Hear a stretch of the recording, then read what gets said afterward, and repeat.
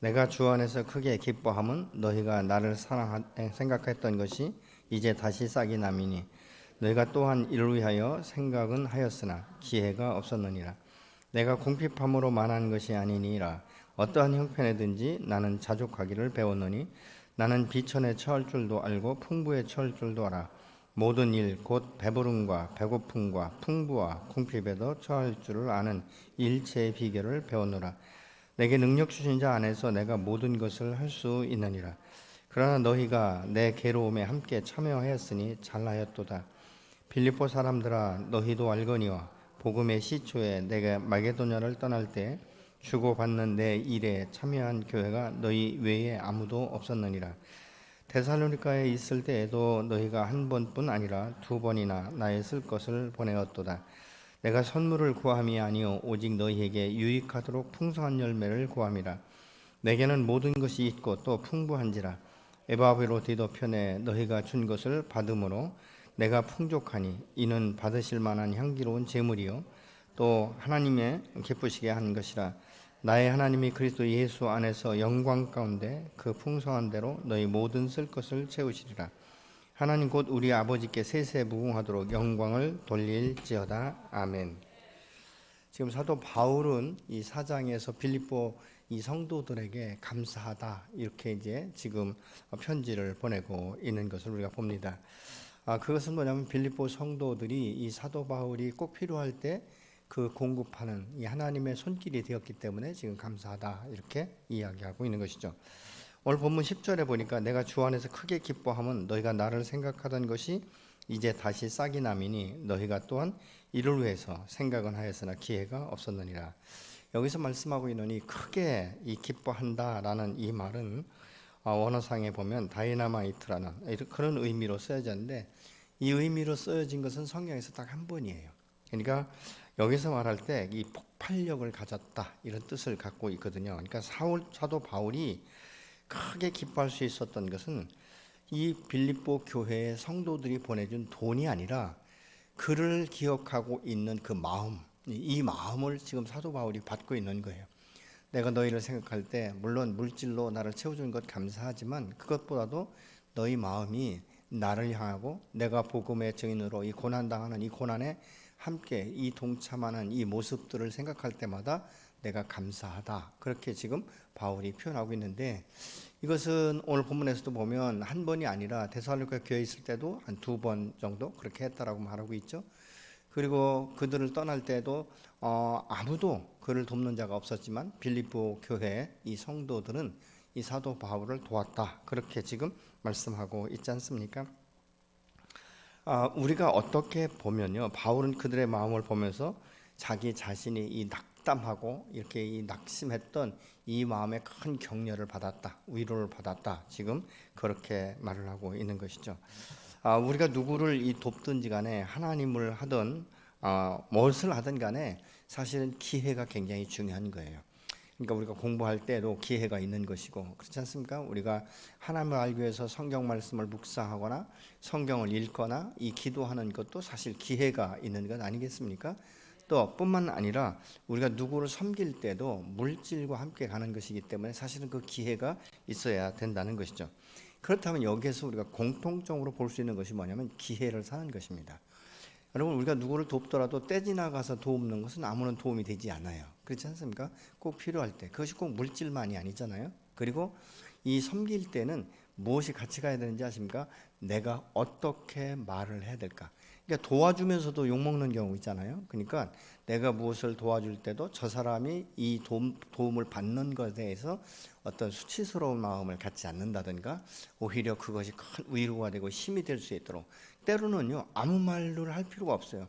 아무 말 없이 그냥 그 곁에 가서 그가 말하고 있는 이 모든 이야기들을 들어주기만 해도 때로는 다 끝나고 나면 이런 이야기 하잖아요. 오늘 참 감사하다. 내가 굉장한 위안을 받았다. 근데 나는 사실 어떤 격려하는 말 한마디도 안 했거든요. 함께 있어 줬던 것 뿐인데 그가 자기 안에 깊이 있는 이 속사람의 이 상한 마음들을 오픈한다든가 지금 자기가 이 지경에 처해 있는 이 부분에 대해서 힘들어하는 이 부분을 들어줄 사람이 그동안 없었는데 당신이 토달지 않고 어떤 분들은 자꾸 토달고 가르치려고 하는 거예요. 네가 그러니까 더 어렵지. 네가 그러니까 그런 수모를 당하지. 이렇게 말하는데 여러분 그것은 돕는 게 아닌 것이에요. 그냥 들어주는 것. 예, 그것으로 그 사람은 위안을 받게 되는 것을 우리가 보고 있는 것이죠. 그래서 사도 바울도 여기서 보면 주는 사람의 마음이 사실은 우리가 기뻐야 받는 사람도 기쁘잖아요. 어쩔 수 없이 의무감에 의해서 책임감에 의해서 주어질 때는요, 그게 별로 기쁘질 않아요. 그냥 기쁜 마음으로 주고받는 것, 이것이 굉장히 중요하죠. 그러면서 사도 바울은 너희의 그 마음을 내가 받았다. 그렇기 때문에 내가 감사한다. 이렇게 말을 하고 있습니다. 근데 11절에 보면 이 사도 바울이 이렇게 이야기하여 너희가 나에게 나를 도와준 것에 감사하는 것은 내가 궁핍함 때문이 아니다. 그는 그렇게 말하고 있어요.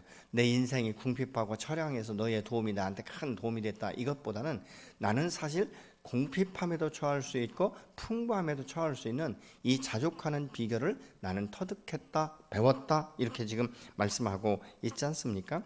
그러니까 나는 어떤 형편에든지 정말 그것이 내가 부담이 되거나 뭐 그것 때문에 낙심하고 좌절하고 내가 죽을 맛이다 이렇게 하지도 않고, 내가 풍부에 처했을 때 그것으로 내 마음이 높아져서 교만하거나 그렇지 않다는 거예요.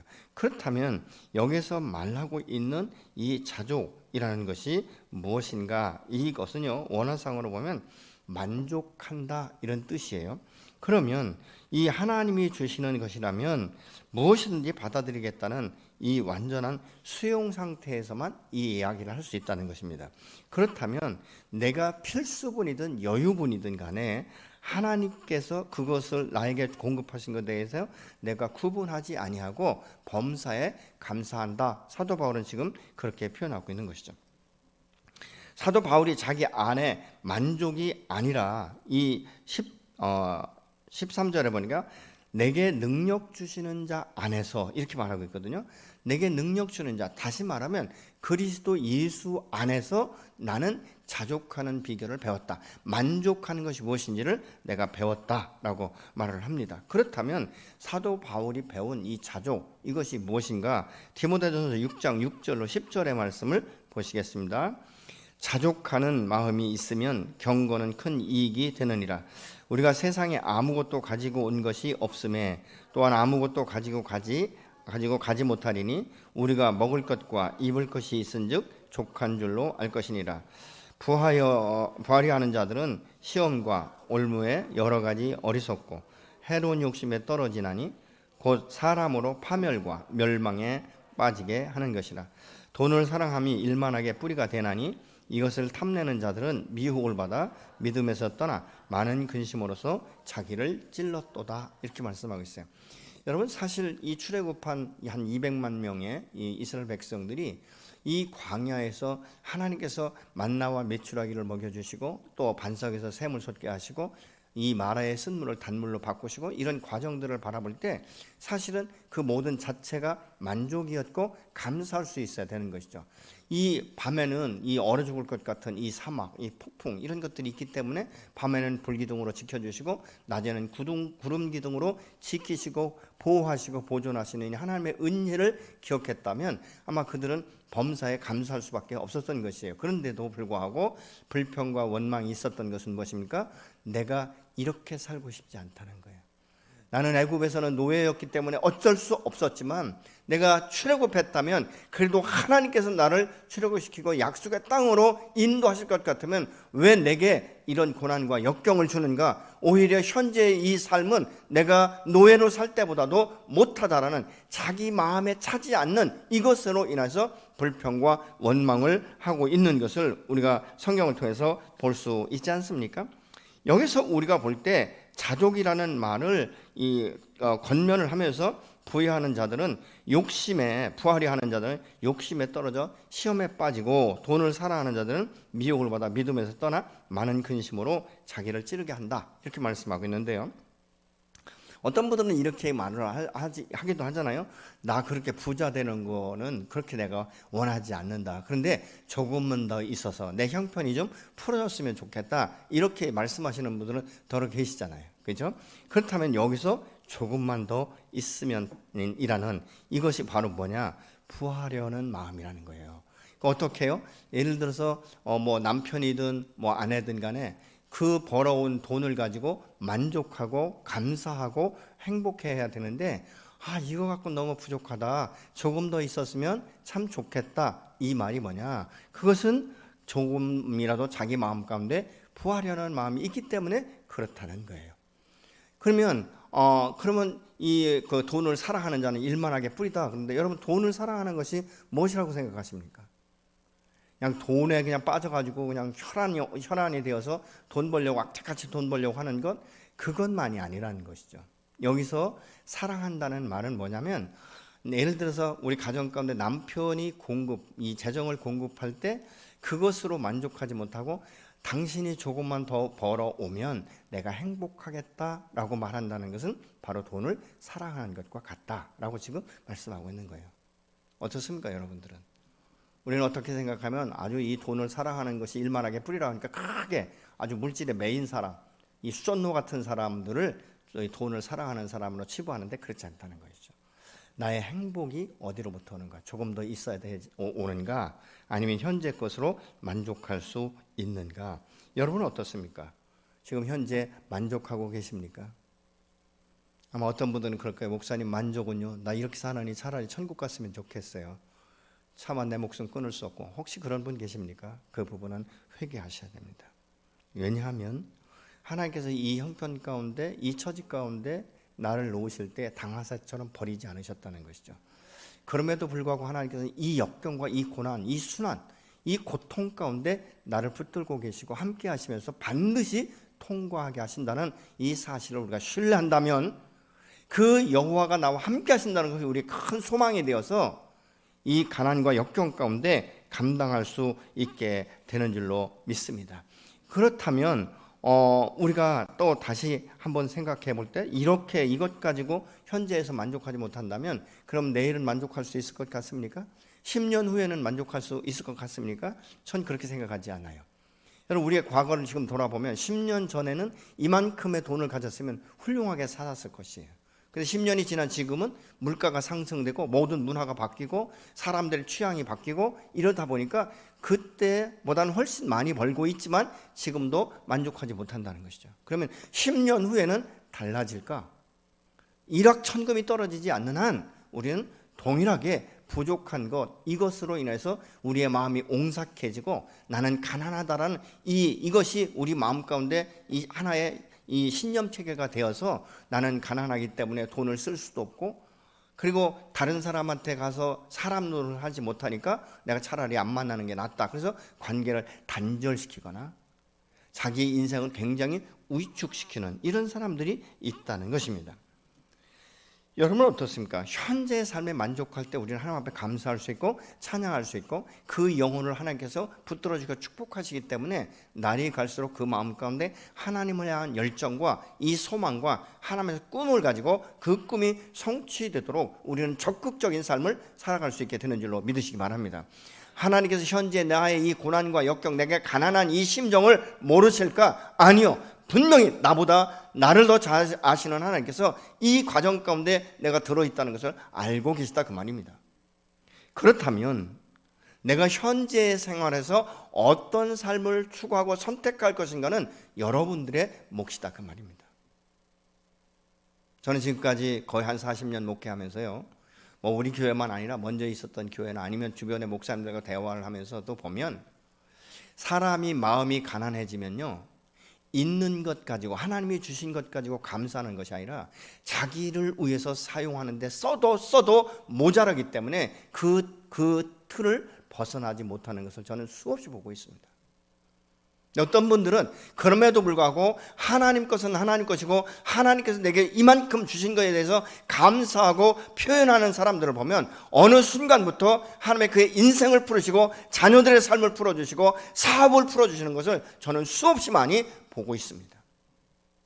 그런데 그럼에도 불구하고 여전히 묶여있는 사람들의 삶은 여전히 그 지경이에요. 10년 전이나 현재나 동일하게 살아가는 모습들을 저는 수없이 많이 보고 있습니다.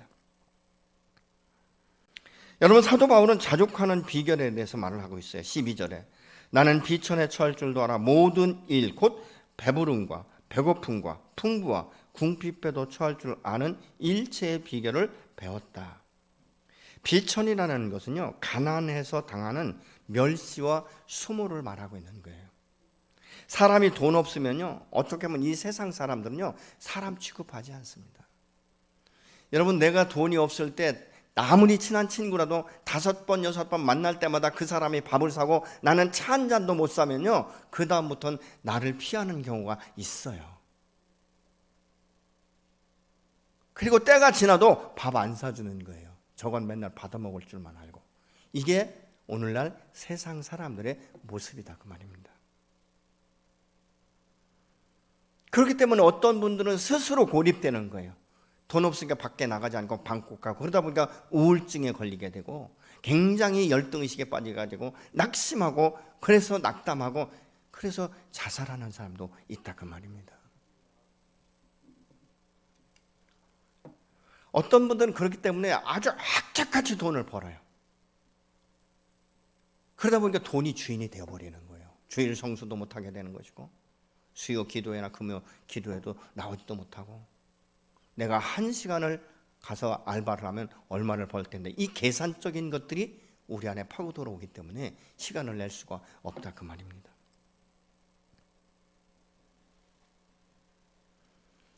또 돈 없으면 사람 노릇 못하는 게, 돈 없는 사람한테 보면 함부로 말하는 사람들이 너무 많이 있어요. 근데 그것은 그 사람의 인격이지 하나님이 나를 그렇게 보시지 않는다는 것입니다. 그래서 이때 당하는 수모나 멸시로 인해서 신세한탄하고 비관하고 스스로 무너질 것이 아니라 그 속에서 역사하시는 하나님의 손길을 보는 거예요. 여러분, 가난을 통해서 부유케 된 사람들은요, 가난한 자들의 심정을 너무 잘 알아요. 그래서 가난을 경험하고 성공한 사람들이요, 가난한 사람을 위해서 흘려보낼 때 아낌없이 흘려보내는 것을 저는 수없이 많이 보고 있어요. 그래서 가난한 사람의 심정을 너무 잘 이해를 하는 거예요. 그러니까 줄 때도 조건 없이 주어지는 것이고, 저는 이 많은 목회자들하고도 제가 관계를 하고 있지만요, 목회자들 중에서도 자기 교회밖에 모르는 사람이 있는가 하면 크고 작고 간에 자기 교회에 들어온 것을 가지고 이 구제를 하고 선교를 하고 정말 흘려보내는 이것에 대해서 이 기쁨을 맛보신 분들은요, 이거에 대해서 너무 기뻐하는 거예요. 어저께도 한 번 오셨는데 그러게, 목사님, 흘려보내면 하나님이 채워주신 것을 자기는 날마다 삶의 현장 가운데 배우고 있다는 거예요. 제가 봐도 그래요. 우리 교회도 아무리 우리가 건축할 때 힘들어도 선교라든가 이 구제에 대해서 정말 우리가 끊지 않고 지속적으로 했을 때 하나님께서 그 이상으로 채워주신 것을 저는 목회 현장 가운데 지금도 경험하고 있는 것이에요. 이 모두가 하나님의 은혜 아니겠습니까? 또 하나는 풍부에 처할 줄도 알아야 된다는 거예요. 여러분, 졸부들은요, 돈을 쓸 줄 몰라가지고 함부로 쓰고 얼마나 마음이 높아지고 얼마나 교만한지 몰라요. 왜요? 이 사람들은 풍부에 처하는 것이 무엇인지를 모르는 거예요. 여러분, 그래서 아무리 이 세상은 그래요. 돈 많고 사업이 번창하고, 그러면 그 사람 인격은 어떻든 간에 훌륭한 사람이다, 저 사람 정말 재능 있는 사람이다, 저 사람 대단한 사람이다, 이렇게 알아주는 것 때문에 사람들이 이 물질에 매이는 거예요. 그런데 하나님은요, 사람은 외모를 보지만 하나님은 그 속마음을 보시지 않습니까? 속사람을 보시는 거예요. 그 사람에 대해 사람이 어떻게 평가할 것인가. 여러분, 우리는 이것들을 봐야 되는 것이죠. 돈을 어떻게 어떤 방법으로 벌었느냐, 이것도 매우 중요한 거예요. 사업이 번창하는 것도 중요하지만 어떻게 그렇게 사업이 번창했는가, 어떤 방법을 썼는가, 이게 매우 중요하다 그 말입니다. 불의한 방법으로 많은 돈을 벌었다면 그것은 그 사람이 영광이 될 수 없는 것이에요. 언젠가는 무너지게 되어 있다 그 말입니다. 또 돈을 가졌을 때 그 사람의 태도, 언어, 행동, 이것이 바로 그 사람의 인격 아니겠습니까? 여러분, 돈이 많으면 사람을 우습게 보는 경향이 얼마나 많은지 에어른도 없잖아요. 이런 그 부분들을 우리가 본다는 것이죠. 그래서 돈이 자기의 인생을 주장하는 것 같지만 여러분, 돈은 내 인생을 주장할 수도 없고 돈이 나의 미래를 책임질 수도 없는 거예요. 왜요? 돈은 때로는 바람같이 다 날아갈 때가 있는 거예요. 사업이 그렇게 번창해도 순간에 부도 한번 맞으면 다 휘청거리고 문 닫게 되는 경우가 허다하게 많지 않습니까? 아무리 사업이 번창해도 내 육체의 질병이 들면 내가 병상에 누워있을 수밖에 없는 것이에요. 무엇이 행복하겠습니까?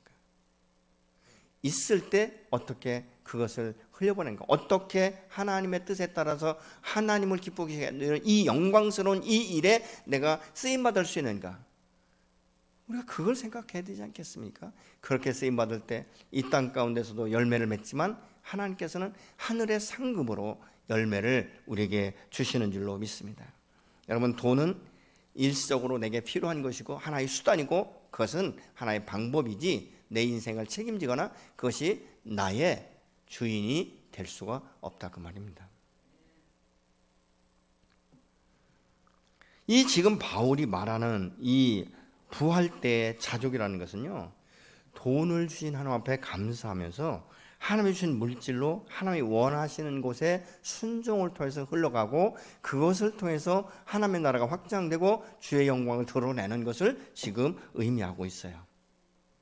이런 사람은 돈이 주인이 아니라 하나의 도구일 뿐이다라는 것을 확실하게 알고 있는 사람들이에요. 자족은 뭐냐? 그냥 내 이 환경에 처한 대로 되는 대로 사는 것, 이게 자족이 아니에요. 늘 생각은 하나님의 영광을 위해서 최선을 다하고 충성되게 살되 현재의 삶에 매이거나 물질에 매이지 않고 하나님 함께 동행하신다는 이 사실 안에 확신을 가지고 살아가는 거예요. 여러분, 가난하다고 내가 그냥 뭐 누가 도움을 주겠지 이런 것이 아니라, 가난하면 가난한데 내가 최선을 다해서 정말 열정적으로 일을 하고 그 무슨 일을 맡겨졌을 때 충성스럽게 함을 통해서 하나님의 그의 믿음을 보시고 그의 충성됨을 보시고 더 큰 일들을 맡기셔서 그 길에서 벗어나게 하시고 축복하시고 세우시는 이 결과를 가져올 수 있어야 되는 줄로 믿으시기 바랍니다. 나는 돈이 없어서, 아니요, 하나님에 충성하고 하나님의 때가 되면 하나님의 물질 있는 사람을 붙이시더라고요. 그를 통해서 그의 지혜, 그에게 하나님께서 지혜를 주시고 계획을 주셔서 그 일들을 통해서 또 부유케 되는 이런 일들을 보지 않습니까? 여러분, 세상 가운데서도 서민갑부, 어떤 TV에 가끔 나오잖아요. 그 사람들이 저절로 서민갑부가 된 게 아니에요. 그들은 어떻게 하면 내가 여기에서 이것을 벗어날 수 있을까? 그러면서 많은 것들을 연구하잖아요. 얼마 전에 보니까, 며칠 전인가요? 보니까 이 서민갑부에 뭐 고기 이렇게 갑자기 잃어버렸네. 육전을 가지고 노점상을 하던 사람이 지금은 저쪽 뭐 서울 뭐 어디 뭐죠? 한식집 이런 집에 있는 곳에서 이 사업의 문을 여는 것이 엄청나대요. 그러니까 이분은 보니까 뭐 1년 매출이 억대가 아니에요. 그 이상으로. 그러니까 막연하게 이루어지는 것은 없어요. 노력을 해야 되는데 그 마음 중심이 어디에 있는가. 참 어떤 때 보면요, 자기가 누가 뭐라고 하지 않아도 없는 사람들을 보면 굉장히 그 자존심의 상처를 너무 많이 받아요. 어떤 말을 할 때 너 나 무시하냐 이런 식으로 먼저 받아들이다 보니까 대화가 안 될 때가 굉장히 많아요. 사실 상대방의 마음은 무시한 게 아니거든요. 그냥 평범하게 한 말인데 내가 상처받을 수 있는 것은 무엇입니까? 내 마음이 약하니까, 내가 가진 것이 없으니까 저 사람이 나를 그렇게 보는가? 스스로 평가하고 스스로 이렇게 위축되는 경우가 참 많습니다. 이런 그 부분들을 우리가 볼 때 어떻게 해야 되는가? 그러면 자족이라는 것이 예수 믿고 구원받으면 하나님의 은혜로 갑자기 이루어지는가? 그렇지 않아요. 사도 바울은 뭐라고 말합니까? 배웠다라고 말하고 있어요. 내가 배웠노라 이렇게 말하고 있잖아요. 배운다는 것은 무엇입니까? 하루아침에 내 삶 가운데 습관이 되거나 내 삶으로 이어지지 않는다는 거예요. 반복적인 것. 때로는 실패하고 쓰러지지만 다시 일어나서 이것을 감당할 수 있도록. 그러면서 내가 없어도 당당하고 없어도 내가 무슨 뭐 남에 가서 빌부터 먹을 이런 마음을 갖지 않냐고 순수하게 내가 알바를 하든 뭘 하든 최선을 다하고 하나님의 영광을 위해서 내가 드려질 때 부족함이 없는 내 마음 자체가 행복하면 기쁘면 되는 것이죠. 그러면 감사할 수 있는 거예요. 여러분, 사람의 마음에 감사하다는 것은 평안이 있다는 거예요. 기쁨이 있다는 거예요. 그래서 있고 없고를 떠나서 나는 하나님 앞에 내 자신이 어떤 존재인가를 먼저 알고 그것을 정확하게 안다면 우리는 있고 없고의 문제를 넘어설 수 있게 되는 줄로 믿으시기 바랍니다. 여러분, 작은 일에 충성하면요, 이 세상 사람도 그를 도와줄 마음을 갖게 되는 것을 보게 되는 것이죠. 여러분, 돈이 자신의 인생을 주장하고 자신을 지키고 미래까지 보장한다는 것, 이것은 어리석은 사람들의 모습 아니겠습니까? 이 풍부에 처할 줄도 안다. 이것은 뭐예요? 내가 물질로 만족하지 않는다는 거예요. 내게 하나님께서 이만큼의 물질을 주신 것은 나만을 위한 것이 아니라 함께 공유할 수 있고 흘려보낼 수 있도록 나를 통로로 쓰셨구나, 도구로 쓰셨구나, 이런 마음을 가지면 행복한 것 아니겠습니까? 여러분, 우리의 이 삶 가운데 하나님의 은혜가 얼마나 감사한지, 여러분 날마다 하나님의 은혜에 감사하고 계십니까?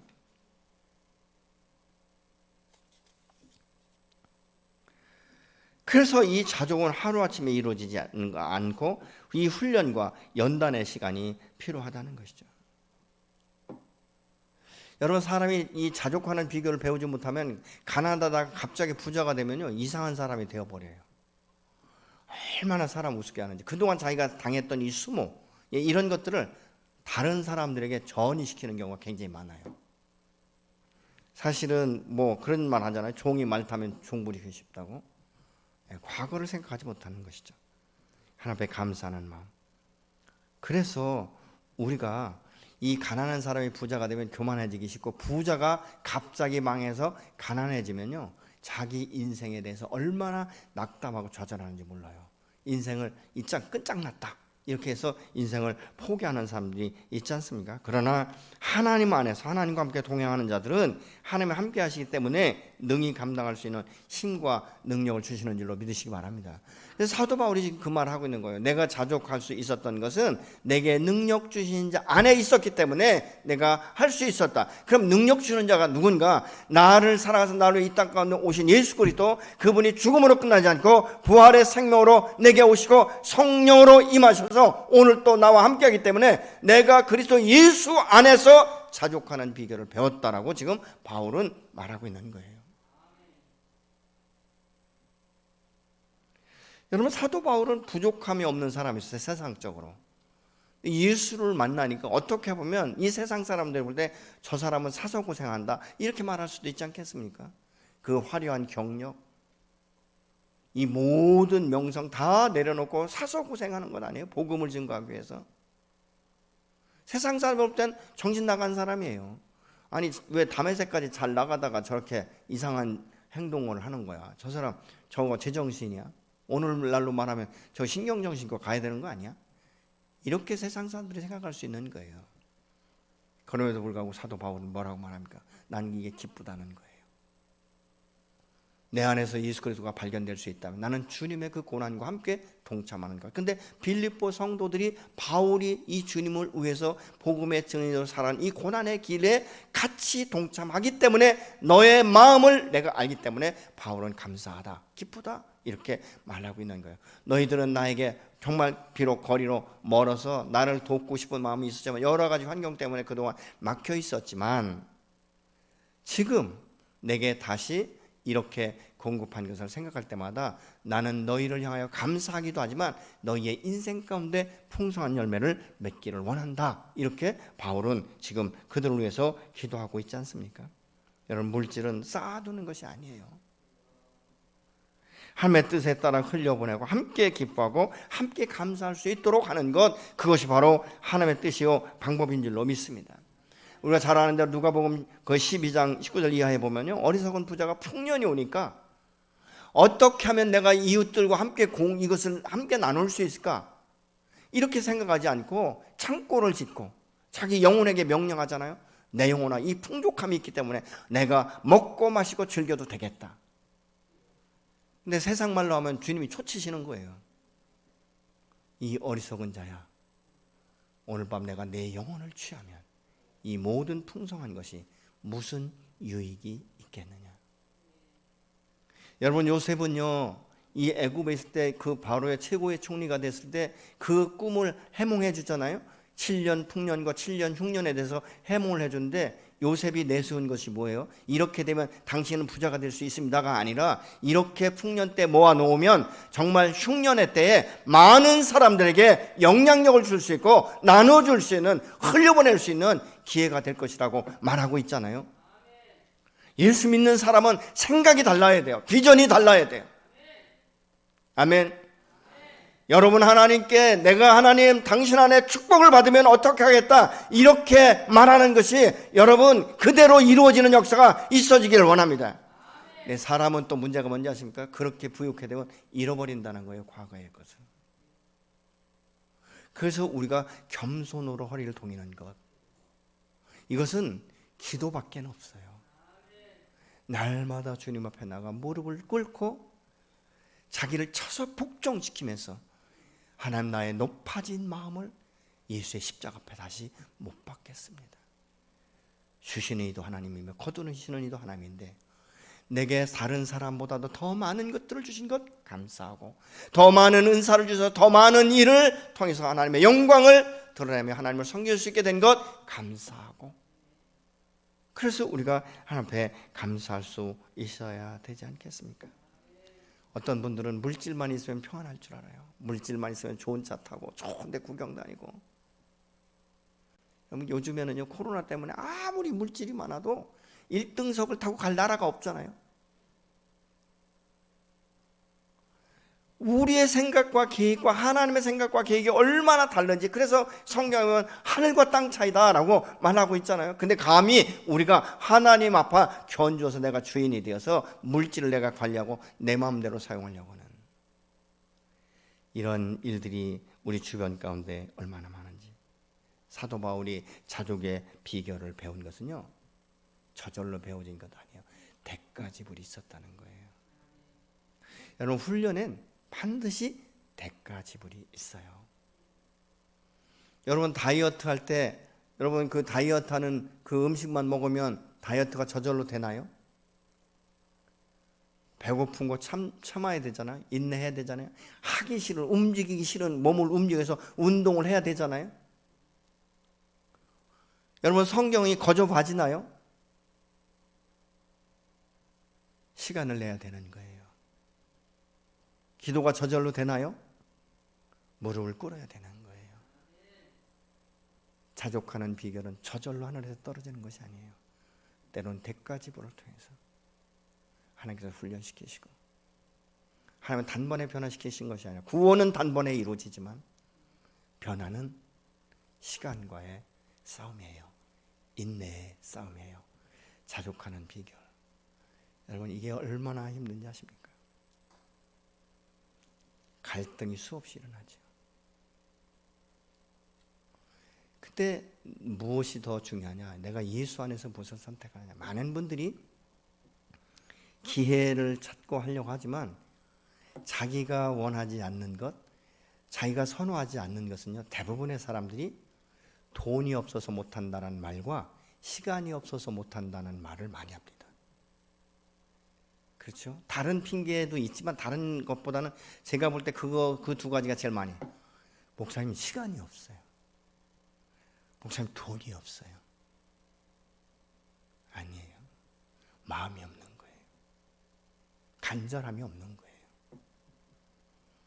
여러분, 시간 없고 돈 없다는 사람도 막상 자기 육체가 질병이 들든지 가족이 육체 질병이 들면, 따급해지면 무릎 꿇더라고요. 그동안은 왜 안 꿇습니까? 내가 그렇게 따급한 일이 없으니까, 이만해도 괜찮으니까.